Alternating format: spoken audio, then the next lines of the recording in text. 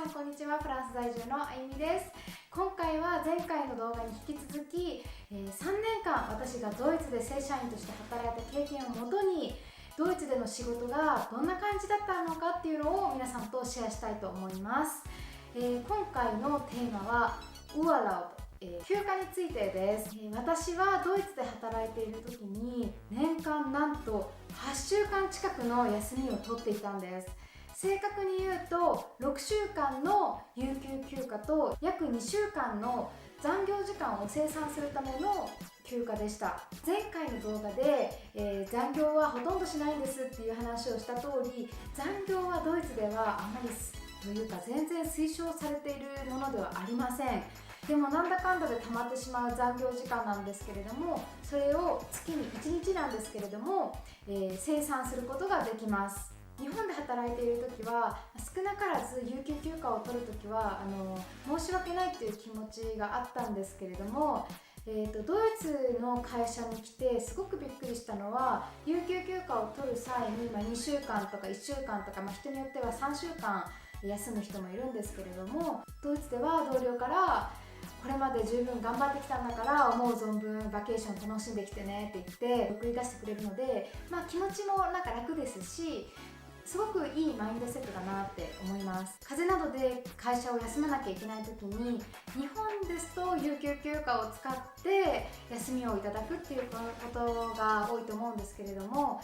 ドイツの場合は、風邪などで休んだ時に病欠扱いになります。システム上で、出勤、出張、有給休暇、病欠っていう病欠っていう項目がありまして、有給休暇とは全く別のものになります。有給休暇はリフレッシュするために使うものだっていう考えがもう浸透しているので、おそらく風邪で休む時に有給休暇を使うっていう考えに至らないんだと思います。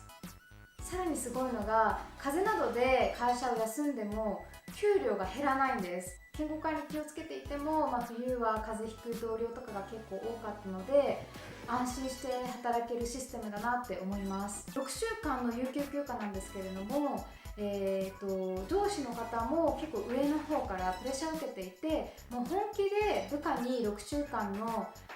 有給休暇を取らせなきゃいけないと思ってるんですね。ですので計画をしてないと、ちゃんと計画して取ってねとかいうふうに言われます。なんかドイツ人は有給休暇のために働いてるっていうような感じのところがあって、で早い人だともう1年ぐらい前から有給休暇の予定を立ててます。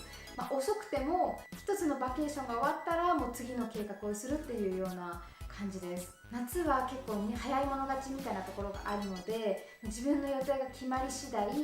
同僚と確認して、いつ、このぐらい休みを取っていいかっていうような確認をします。私たちのチームではチーム内で共有している Excel シートがあって、そこに誰々がこの期間何週間いないっていうのを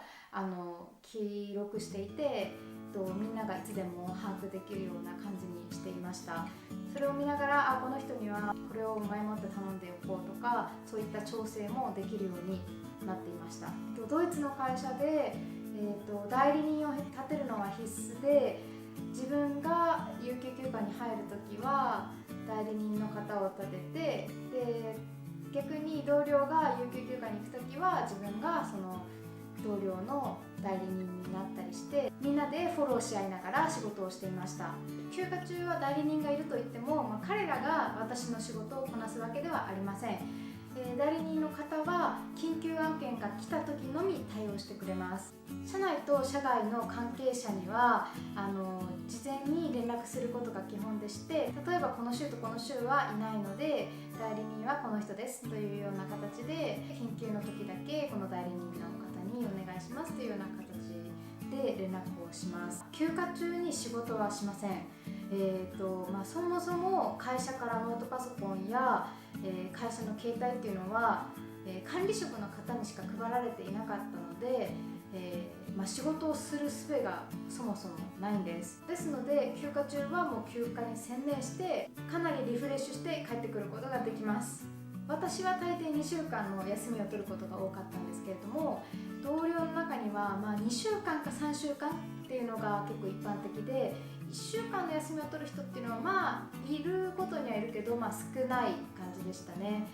休暇の時に代理人を立てるとなると、やっぱりその1時間とか時間をかけて休暇前に打ち合わせをする必要があるので、そういった意味で、まとめて2週間3週間休暇取っちゃった方が楽っていう考える同僚も結構いました。前回の動画ではドイツ人はあまり残業をしないんですよっていう話をして、今回は有給休暇の話をして、ドイツ人は働いてるのかっていう感じなんですけども、ちゃんと働いてます。でも私の感覚からすると、仕事の仕方が日本とドイツで大きく異なります。一言で言うと、ドイツの仕事は非常に効率がいいなって思っていて、だからこそ年間に8週間の休みも取れるんだと思います。今回の動画が面白いと思ってくれた方はぜひチャンネル登録をよろしくお願いします。次回以降またドイツでの仕事の進め方やどういった環境で仕事をしていたのかっていうようなことをまたシェアしていけたらと思います。